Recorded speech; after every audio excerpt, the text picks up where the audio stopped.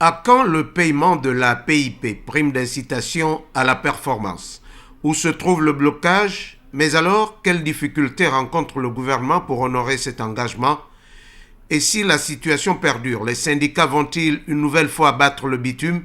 C'est autant de questions qui ont constitué la trame des échanges de vues hier à la primature entre le Premier ministre Daniel Onaondo et des centrales syndicales de l'administration, à savoir l'UPSA, le SYNAPS, le SYNAMI, le COSMIC, le SAPAS et le SYNAS qui défendent les intérêts moraux des agents publics. Nous sommes sur un pan de promesses par rapport à la PIP et qui a eu plusieurs promesses, plusieurs communications du gouvernement jusqu'à ce que la matérialisation ne s'en suive.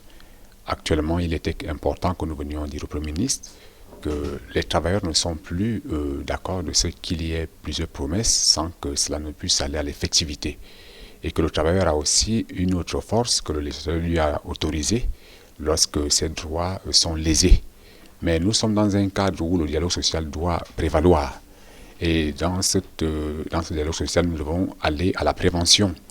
Alors la prévention, c'est que nous devons chercher à ce que la solution soit trouvée. Actuellement, dans toutes les administrations, il faut le dire, les travailleurs attendent pour que leurs droits soient entendus.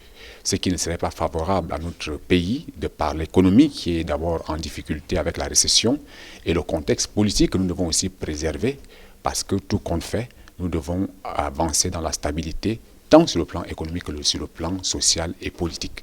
Soulignons que le gouvernement et les partenaires sociaux avaient signé un protocole d'accord le 9 mars dernier pour un apurement de la PIP du dernier trimestre de l'année 2015. Le chef du gouvernement a toutefois rassuré ses interlocuteurs sur la volonté des autorités à respecter leur engagement signé d'accords partis.